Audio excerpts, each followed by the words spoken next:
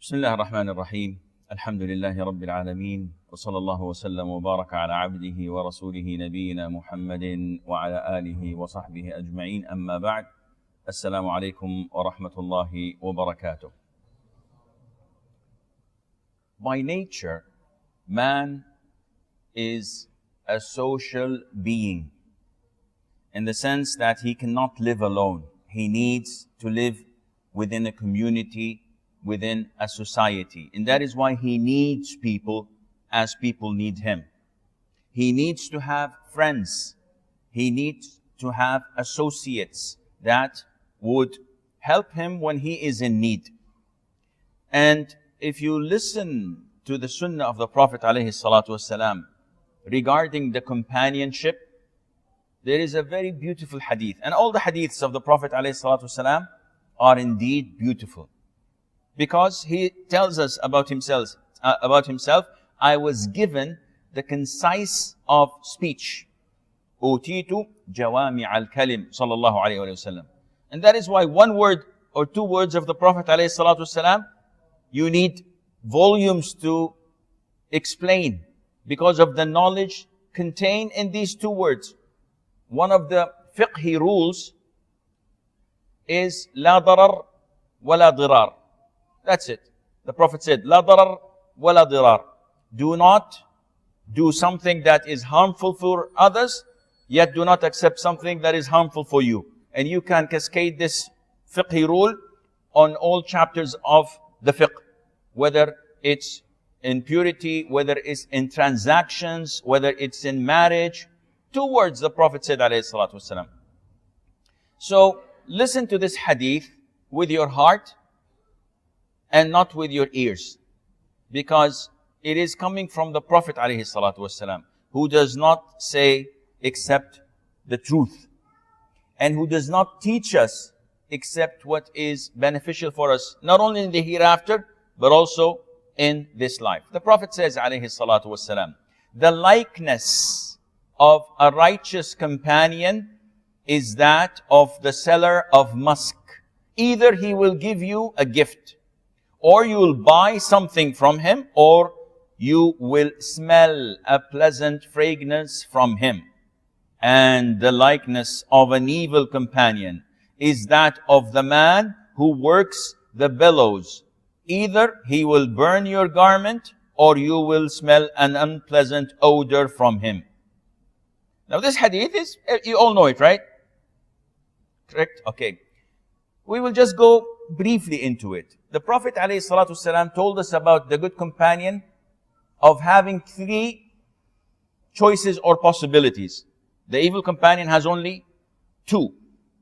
So the first quality or choice that you can get out of a good companion is that he may give you. A person that sells perfumes, he may give you a gift. Or you may buy from him. No favors from him. You're paying for it. Or the least you could get is the beautiful fragrance, the beautiful smell. Three things. If you want to look at a good companion, and this is essential because the benefit of tonight's lecture is that I scrutinize, I audit my list of companions. Get your mobile phone, don't turn it on, keep it off. And look into your contact. And start saying, good companion, evil companion, kamsi kamsa, half-half. I am not, there isn't half-half. Huh? He's either good or evil. So this is what we would like to get as a result from today's or tonight's lecture. So let's start. The Prophet says, alayhi salatu wasalam, a good companion either gives you. And what is meant by giving you? Meaning that he will directly advise you. Advise me of what? Of good things. Of things that benefit me in this life or gets me closer to Allah Azza wa Jal. So a good companion always constantly advising you. Akhi, you have to do this. You shouldn't do that. He's a good companion. He loves you. He doesn't want you to go to hell. He doesn't want to see that. So he tries his level best to prevent you. If your best friend is going to drink a glass that contains poison. What will you do? I'll sit back and laugh. I'm going to see him in pain. No. You're going to say, Akhi, this is poison. I've seen poison in it. He says, it's none of your business. I want to drink it. Well, khalas, it's not my business. The hell with him. Would you do this? You will prevent him. You will stop him. If he fights you and he tells you, no, I will drink it, what will you do? You'll fight him back. And even if I have to beat him up so that I prevent him from doing that is wrong, that would be killing him. Likewise, a good companion would stop you from sinning. Although you don't like this, you don't like people coming and advising you, Akhi, this is haram. Even if it's your best friend, you find it difficult, you may accept it. You know, the funny thing is, if your best friend, who's your best friend? Muhammad, Abdullah, Ali. Who's my best friend? My wife. That is why Allah Azza wa Jal described the wife in the Quran, وَصَاحِبَتِهِ وَبَنِيهِ يَوْمَ يَفِرُّ الْمَرْءُ مِنْ أَخِيهِ وَأُمِّهِ وَأَبِيهِ وَصَاحِبَتِهِ. What's the meaning of صاحبة? A girlfriend. Allah Azza wa Jal wants us to take girlfriends. No, you have to know Arabic, Don't jump the gun. صاحبته means his wife, because the closest friend to you is your wife. Subhanallah, the worst advice that comes to me is from my wife. If I do something and my wife tells me, you shouldn't have done this, Allahu Akbar, I start to grow horns and I become devilish. Why? Because this is human nature. Men usually don't like to take advice from someone they think might be below them. So, this is a good companion. He would give you free of charge. Or you may buy from him, meaning he may not be as good to advise you directly, but he is so good that you learn from him by just looking at him, by just listening to him, without him coming to you directly. Like Al-Imam Ahmad ibn Hanbal, may Allah have mercy on his soul. His companions used to say that whenever he had a dars in the masjid, thousands of people used to attend. 500 of them used to only scribe and write the hadith. So whatever he says from knowledge, they're writing it down. They are students of knowledge. The rest of the people in the 1,000 are not learning except from the way he behaves, the way he talks, the way he acts. So this is the second type. He's not advising you directly, but you are learning from him through his character. How many friends do we have like this? A lot. I know a lot. I know a lot of the brothers that I know personally. MashaAllah. I'll tell you an example. I was in a trip with one of the brothers, a group of da'is. A trip that is, we were engaged in a conference. Don't think that Sheikh goes for a trip of that kind. No. I was in a conference, so I was invited with a group of da'is.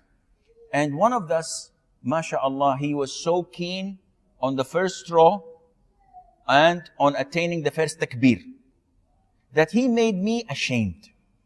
We all pray in the masjid, alhamdulillah. We never miss salah. But this brother was so particular. He says, I would never ever let one prayer time comes except I'm in the first row behind the imam. This is something I cannot compromise. And I started thinking of myself, subhanallah, I preach people and I tell people, but I'm not as keen as he is. Yahi, I am telling people you have to try your best to come in the first row and attain the first takbir. And I'm not doing it. Wallahi, shame on me. Since that day, I am trying my level best to be behind the imam in the first row and not miss one takbir. Why? Because Allah Azza wa Jal guided me through this, whom I bought the mosque from. He didn't give me. I bought it from. He never told me, Sheikh Assim, why are you in the second row, in the 10th row? Why do you come late for the first rak'ah? No. But I learned from him. So this is the second choice of a companion. Or the least you can get of a good companion is a good fragrance, a good smell. Now, how could my companion give me a good smell and a good fragrance? I'm not learning from him, and he's not teaching me. But when someone asks about me, well, you know, Brother Asim, he proposed to my sister, to my daughter. What do you know about him? Wallahi, I know that he's a friend of Sheikh so-and-so. Oh, he's a friend of the Sheikh. Khalas, he's good. This is a good fragrance. Why? Because if I want to evaluate you, I will look into your contact list. Let's see. Who is your contact list? Brother Abdullah, give me your mobile. Contact list. Lina, Jannat, Susan. Astaghfirullah. Sheikh Abdullah, where is this? So, it's for work. It's all work. Yeah, it's business, huh? MashaAllah. Khalas. I wash my hands with Dettol 7 times and once with soil. This brother is not good anymore. So, by the people you go with, I can judge you. Because, and some people say, Akhi, you don't have the right to judge me. I have bad friends, but I am good inside. And I will fix them one day. This is, with all due respect, nonsense. If you have a box of rotten apples, and you bring the healthiest and the freshest apple in the world, and you put it inside, what will happen? The whole box, mashallah, definitely the good apple would rot. This is human nature. So, this is what a good companion does to you. And look at good companions. Now, a lot of you here were brought by a good companion. A brother told you, Ya akhi, there is this old sheikh from Saudi, he's Wahhabi, he's extremist, he's fundamentalist, but he cracks a joke every now and then. But he doesn't have anything. But ya akhi, instead of sitting at home, let's go and listen to him. Yeah, let's go. Now, this companion of yours is a good companion. Because a good companion takes you to places that draw you closer to Allah Azza wa Jal. A good companion would go with you in a beneficial visit. Not necessarily a circle of knowledge. Let's go and visit our brother so-and-so, he's ill. Let's take some reward by visiting him.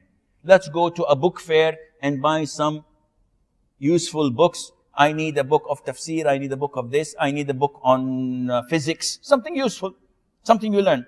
A good brother, a good companion tells you, Akhi, next week is, for example, a vacation or so. Let's go and take Umrah. What about performing Hajj this year? This is a good brother. He says, Wallahi, Akhi, I need a good companion. Let's go for Hajj. Oh, I don't feel like it. No, let's go for Hajj. He's encouraging you until you say, Yalla, let's go for Hajj. That is a good companion who is drawing you closer to Allah Azza wa Jal. And the least you benefit from a good companion, if he did not deter you from evil, he does. If you want to smoke, Akhi, smoking is haram. Come on, you know I don't like smoking. Tuck it in. So you don't smoke. If you look at a beautiful woman passing by, he wouldn't say, no, he would tell you, Akhi, lower your gaze, haram. Allah is watching. This is not the right thing to do. So he would deter you from doing haram. The least he could do, even if you don't want all of this, if you're not present and someone says, Ya Akhi, this friend of yours, he's fat, he's short, he's ugly, he's stingy, he is bad character, he does this and that. He would not stay silent. He would interfere and say, shut up. He's my friend. Fear Allah. This is backbiting. This is not permissible. He would defend you. He would protect you when you are not present.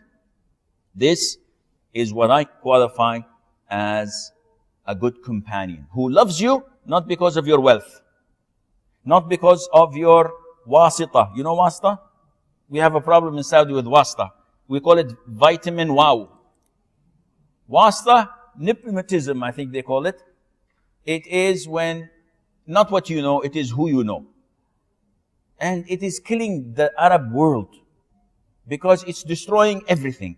No rules, no regulations, it's what you know. No, a good companion knows you not because you can take him places. He loves you for the sake of Allah.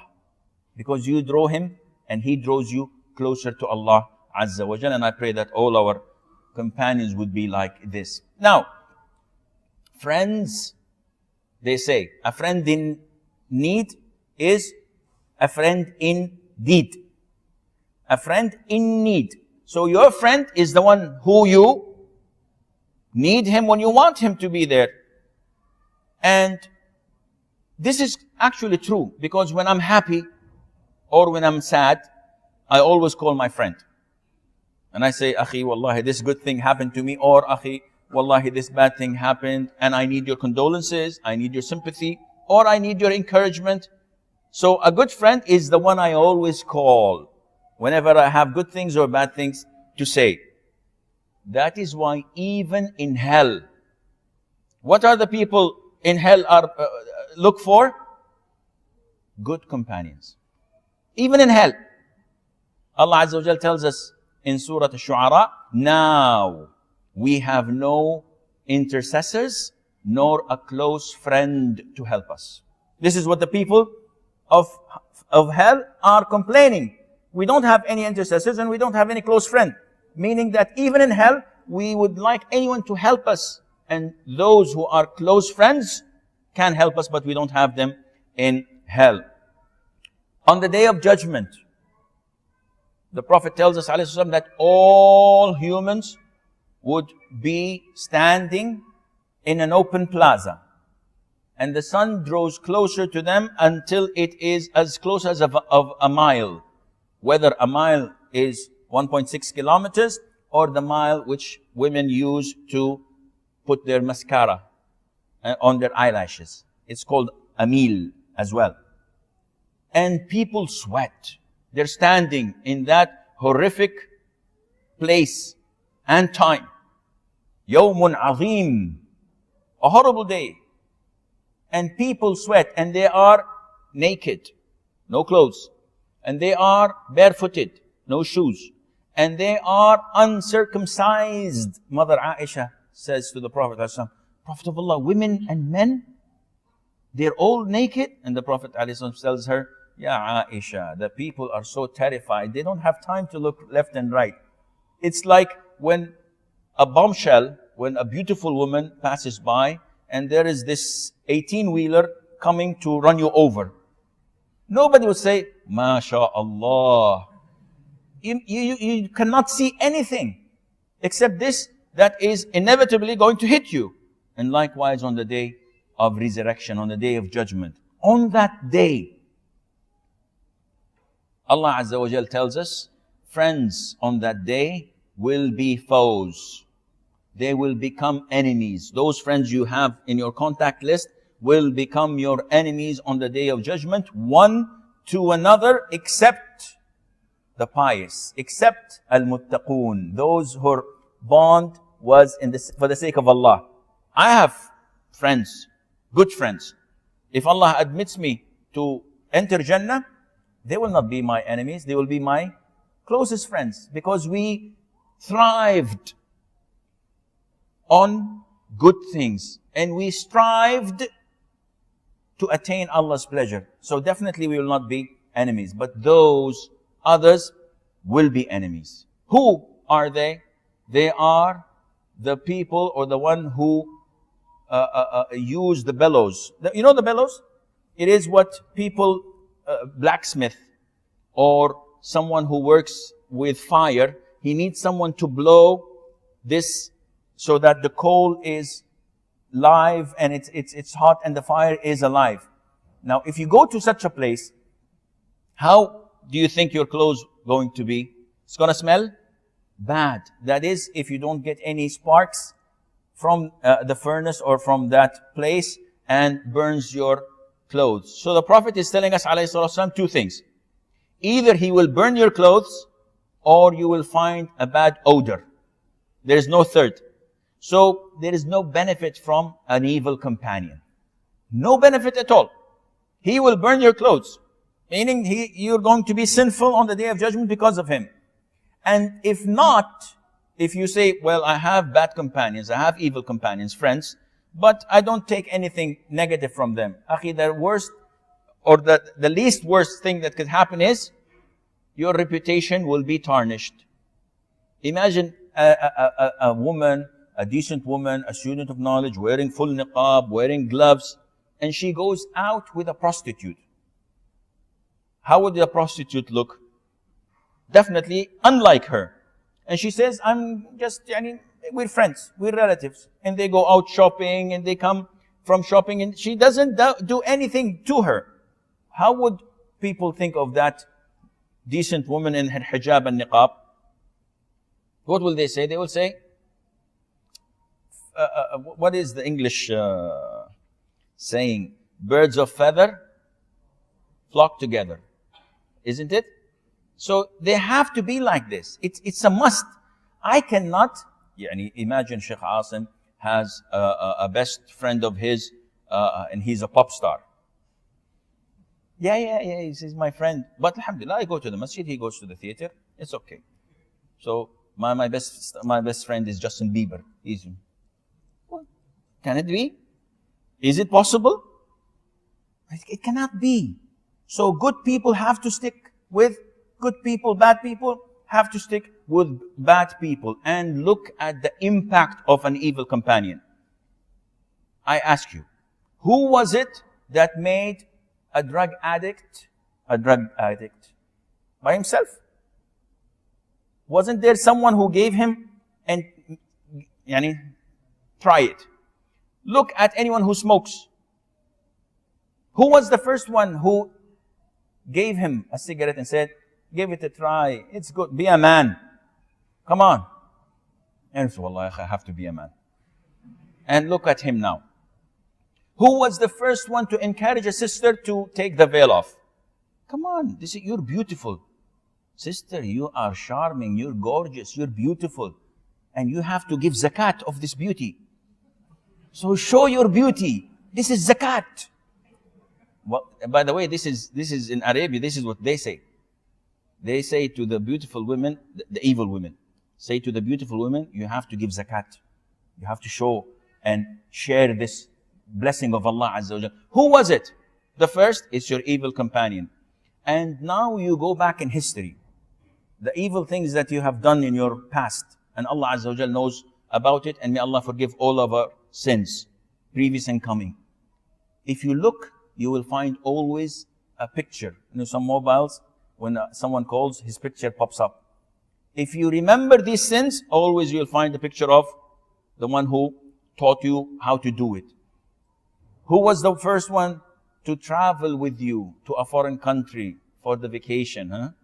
2 weeks, 3 weeks, vacation. You just have to recreation. Who was the first one to take you to a nightclub, to a bar? Who was the first one to give you a cigarette or to try drugs? Who was the first one who gave you a DVD? My age, you have U-matic. This is the oldest video cassette, this big. Now, then VHS, then Betamax, then the small ones, and now it's DVDs. Now it's USBs. It's a small card. Put 3, 4 movies on, and nobody knows. The kid comes from home. Assalamu alaikum, Abi. Assalamu alaikum, Mama. And they go and work in the computer. MashaAllah, my son is so good at school. Look, he's spending his time on the computer for 8 hours a day. Not knowing what's happening there. So, who was it, the first to do this? It's your evil companion. It is the shaitan. Our souls, by nature, are weak. Are we strong or weak? Wallahi, we are weak. We are so vulnerable. No, Sheikh, I'm strong. I bench press 100 kilograms. Yes, physically you're strong. Even the strongest man, one small virus, it gives him a sore throat and a running nose and fever, and he's on the bed. Small virus, this big. A mosquito. My son-in-law last week got a mosquito bite. He's 23 years old. And he was in hospital for a whole week because of a mosquito in Saudi Arabia. And he had what they call the dunk. Even mosquitoes play basketball. It was the dunk fever. So one simple mosquito, look what made this strong man happen. Man is weak. Our souls are weaker. And we change in a very rapid manner. We can easily change. In Arabic, we have a saying. Those who know Arabic, as-sahib, sahib. Sahib means to pull. So as-sahib, the companion, always pulls your legs. He will always pull you. If he's good, he will, by fact, will pull you to his goodness. And if he's evil, he will pull you to his evil. And this is logical. How many times in the salat, when you are in the midst of your prayer and concentration, the one next to you yawns, and immediately it picks for the whole row. Everybody's to the whole of the masjid. What is this? They're affected by the first one who started yawning. Not only that, if you're in a room and someone starts to laugh hysterically, what will you do? I just said laugh hysterically, everybody's smiling. I didn't even laugh. People by nature, they are affected by the surroundings. If someone is depressed and comes into the house or to the office and he's depressed and he's going to die, what will happen to you? You will feel blue. You will feel sad. You will feel depressed yourself. If you bring a good and beautiful and fresh rose and plant it next to bad weed, what will happen to it? It will die. If you have a fresh source of water, fresh water, a pond, for example, and there's a corpse that died, an animal, a donkey or whatever, and it's rotten next to it, what will happen to the water? It's not in it. It's away, but it's close to it. Even the smell and the taste of water will change. So how about our personalities? How about our souls? It is easily affected by the surroundings. And that is why the Prophet said, alayhi salatu wasalam, man will be on the path of his close friends. Al-mar'u ala dini khalilih. Man will be on the path of his close friends. Therefore, pay attention to who you make friends with. This is what the Prophet said, alayhi. Pay attention. This is extremely important. Now, if you look at the friends of the Prophet ﷺ, who were they? Subhanallah. The closest one is Abu Bakr. And look at their level in paradise. They're so close. So the closest in this life are the closest in paradise. Allah Azza wa Jal ordered His Messenger ﷺ, the least to change. The Prophet definitely is the least to change. Or are we lesser than him? Yeah, can we say, no, ya akhi, Prophet ﷺ, he can change easily. That is why Allah ordered him to be with good people. We? Us? No, ya akhi. We are, mashallah, like mountains. We do not change. Allah Azza wa Jal says in the Quran, and keep yourself patiently. Surah Al-Kahf, every one of you reads it on Friday. This is in Surah Al-Kahf. And keep yourself patiently with those who call on their Lord morning and afternoon. This is addressed to the Prophet, alayhi salam. Seeking His face, those who remember Allah, what do they want? Money? They want fame? They're doing this for the sake of Allah Azza wa Jal. And let not your eyes overlook them, desiring the pomp and glitter of the life of this world, and obey not him whose heart we have made heedless of our remembrance, one who follows his own lusts and desires, one whose affair deeds has or have been lost. This instruction is to whom? To the Prophet ﷺ. Get your contact list. And you will find all of these don'ts applied to your friends. When was this revealed? Some of the scholars say that this was revealed as Sa'd ibn Abi Waqqas, may Allah be pleased with him, one of the 10 heavenly bound, was among 6 or 7 of his companions, of the poor companions. Sa'd wasn't poor, but he was not as rich. And he had with him Abdullah ibn Mas'ud, a shepherd. He had Khabbab ibn Arat, Suhaib al-Rumi, all the slaves, and they were the companions of the Prophet ﷺ. But there were dignitaries from tribes coming to listen to the Prophet ﷺ, of the pagans. So they said, take these out. Take these people out so that we can talk to you freely. Don't let these people who are not in our social status, who do not wear designers' clothes, who do not ride fancy cars, take them away. We will talk to you. And the Prophet felt that, let me measure the pros and cons. These are my companions, and I know that they love me and love Islam, and nothing will happen to them. But these pagans, if I manage to guide them to Islam, their tribes will follow. So, yes, it might be like this. Allah told him, do not. Even if you think that the pros are far greater, stick with those who remember Allah Azza wa Jalla in the morning and the evening for His sake. And don't overlook them. And this is a lot of the time, this is what happens in schools. Who do you pick when you were in high school or in intermediate school, whatever? Who do you pick as a friend? The most handsome, the strongest, the funniest. When you're in university, who's the friend that you want to hang out with? The mutawwi'? No. You hang out with the one who has the fanciest car, the sports car, the one who knows more girls, or the one whose jokes are from the belt down. You cannot say jokes from the belt up. This is not decent. Nobody will listen to him. So, who do you want to be associated with? See, this is the way of making yourself, forcing yourself to be with the good people. Now look at Abu Bakr. May Allah be pleased with him. You know this is a good companion or an evil companion? Because of his goodness, 6 of the 10 heaven-bound embrace Islam on his hands. Imagine everything they have done in their lives is in his scales on the Day of Judgment.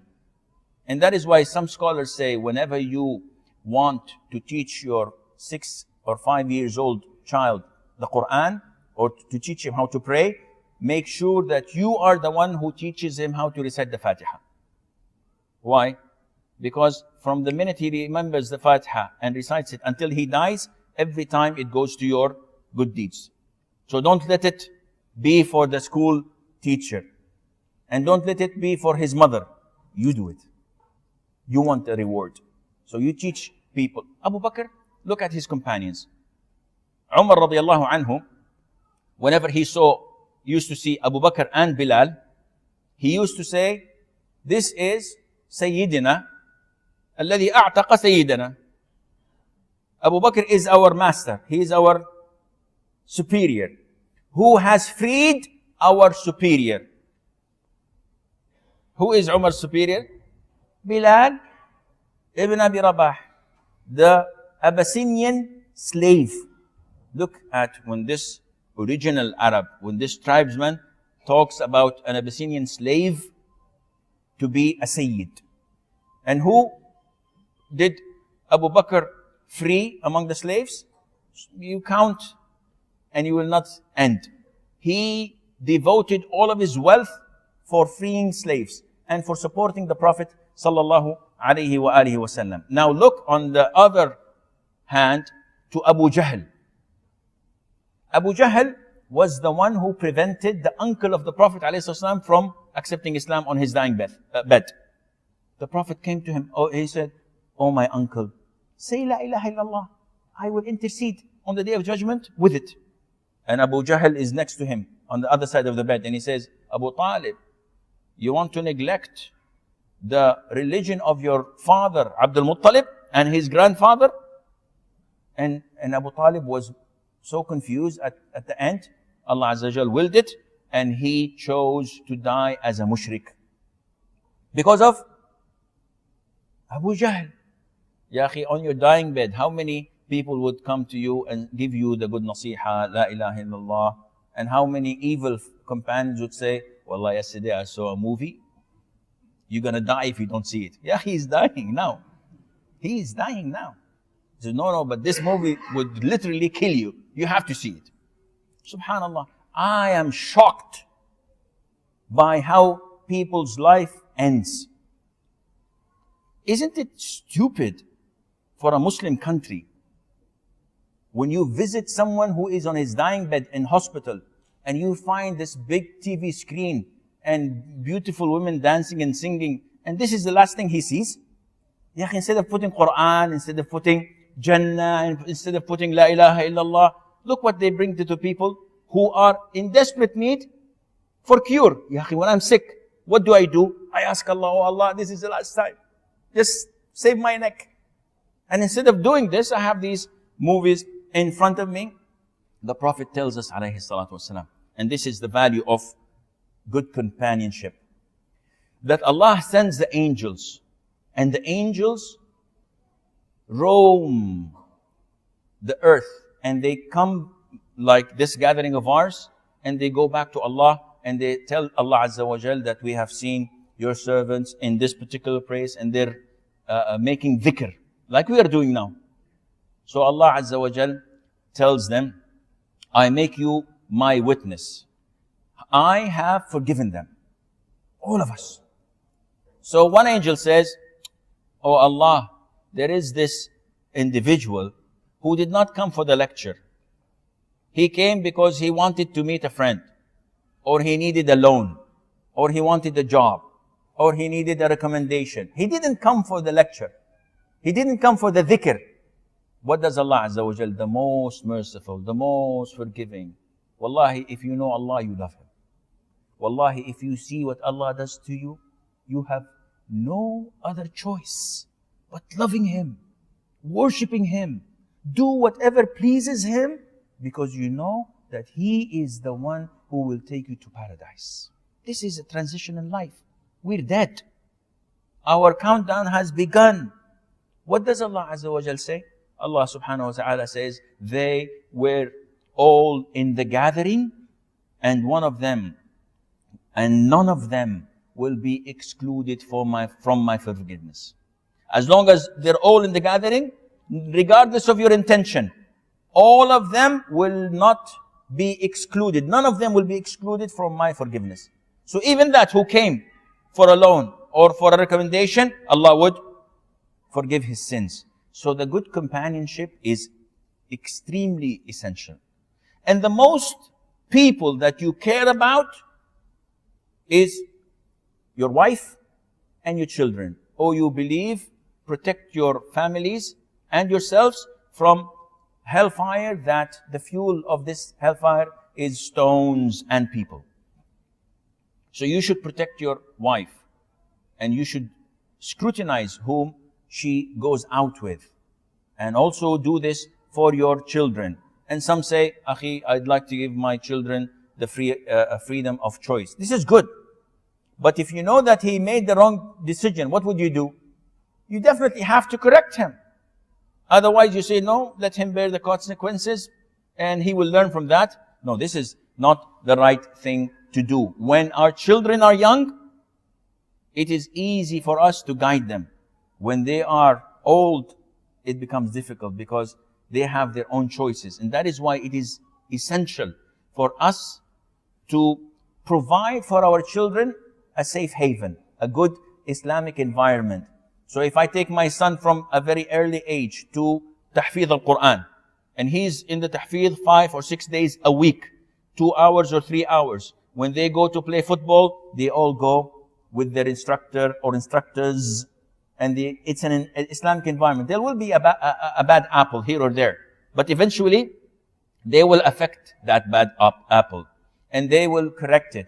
And the son or the daughter grows in such an environment, they can select good friends because they have a good environment. But if a son or a daughter grows in an environment that you and I know how corrupt it is. Nowadays, who's your son's best friend? Give me choices. Give me answers. And I'll listen. Huh? Who's your son? I don't have sons, Sheikh. Okay, I know. You know. You're not married yet, but inshallah you will be. Who do you think your son's best friend is? Huh? The mobile? Did I hear it right? Yes, sometimes mobile. You find my children, they take this BlackBerry and what is this? As if they spend more time with it than they spend with me. mobile maybe. I believe my son and your son's best friend is the TV set, because they spend so much in front of it, and it's a one-way communication. When you see something on Spacetoon or in NBC3 or in whatever, all these corrupt cartoon stations, is it, can you comment? Would you say, no, this is haram, don't do this, Lone Ranger or whatever? No, he just takes in like a sponge. And this is the worst way of companionship, because TV sets, internet, mobiles, they are sources of evil if used in evil. And the majority use it in evil, and may Allah Azza wa Jal have mercy on us all. So, you have to, as a parent, take care of your child and try to give him a good environment. Some of the fathers, the parents, bring their children to the righteous, to the imams and to the good teachers, and say, take my child and here's money, but give him a good environment. And when you ask him, why are you saying this? He said, because I lost my first child. My first son is lost. Now he's all the time out of the house. He smokes, he does bad things. He comes only at 12 midnight or 1 a.m. So I don't want to lose my second child. So here's money. Just give him a good environment. You don't need money. There are places where you can safely take your children and give them the good companionship. So, in a nutshell, scrutinize your contact list and see who is a good companion and who is an evil one, and cross the evil ones. Don't think that you will be, inshallah, able to change them. Because usually, if you go, and I remember this, one of the brothers, he's a da'i, imam, and he tells me that when I was in my teens, like 17, 18, I used to go to a close group of friends, like 7 or 6 of them, and we used to stay from Asr until close to 9 or 10 o'clock. And we used to play cards. They used to have this passion on playing cards, no gambling, but killing time. The poor time did a crime and has to be executed. So they're killing the time. And he says, whenever Maghrib prayer was due, I used to stop and I say, okay, let's go and pray Maghrib in the masjid. What would the companions say? Yallah, Bismillah? No. They would say, MashaAllah, Tabarakallah, Sheikh Mufti, Grand Mufti, make dua for us. And he says, I used to look down in shame and go pray and come back. The minute I enter and they're still playing, they did not pray. I said, did you see the angels? Did Allah forgive you? Yeah, Sheikh, ask Allah Azza wa Jal for us for forgiveness. And I used to play. They did this twice and thrice. The fourth time, I stopped not going to them. I stopped praying. He stopped praying. This Imam is saying, because I felt out of place. And this is what is known as peer pressure. And peer pressure is among the dangerous or the most dangerous things in life. Because you do this because you don't want to be standing out of the crowd. You want to blend in. And a sister takes off her hijab because she doesn't want to be a freak. She wants to be like everyone else. And the brother may compromise his religion, his Islam, may not pray, so that they say, oh, mashallah, he's sophisticated, he's cool, he's okay. But if he prays, what is this? He's a retard, he's backdated, he's from the Stone Ages. So you have to be careful on selecting your friends, because this affects your heart. Anas ibn Malik, may Allah be pleased with him. Who's the mother of Anas? Sulaym. Very good. Jazakallah khair. And you know Sulaym. A wise woman. A real wise woman. Her son is less than 10 years of age. When the Prophet came to Medina, alayhi salatu wasalam, a stranger, she doesn't know him, but she believes in Islam. So he is the messenger of Allah. She brings her son and she says, O Prophet of Allah, Anas, a young learned boy, take him. He will serve you without pay, and he will do whatever you want him to do. And who among us now can do this? Who among us can send his flesh and blood to such a noble cause? It's difficult. But what was the result? Look what happened to Anas. Subhanallah, 10 years accompanying the Prophet ﷺ. What knowledge he gained. What, if it weren't for the supplication, that would have been enough. Few years later, she said, "O Prophet of Allah, Anas, he is your servant. Pray for him." Well, the Prophet raised his hands and said, "O Allah, prolong his life and increase his wealth and make his offspring a lot and forgive his sins." Anas says, "Look at me now. I'm 100 years of age." He almost reached 100. And every farm in Medina produces once a year. My farms produce twice a year. And I have buried of my own offspring, children and grandchildren, over 100. Of his own children, he buried them and he overlived them. And I am hoping that Allah Azza wa Jal would answer the fourth one, which is, may Allah forgive him. Isn't this the wisest woman on earth who sends her child to such noble place? So this is the value of companionship. Anas ibn Malik, and I'll conclude with this inshallah, may Allah be pleased with him, said that we were with the Prophet ﷺ, and a man came and said, "O Prophet of Allah, when is the hour? When is the day of judgment?" Who doesn't want to know when is the day of judgment here? Raise your hands. Do you know? Okay, one. Okay, Jazakallah khair. Do you all want to know when the day of judgment is? Why do we care so much about it? People spend so much time. Akhi, when is the day of judgment? Akhi, this happened. Is it a sign of the approaching of day of judgment? Ya akhi, what do you care?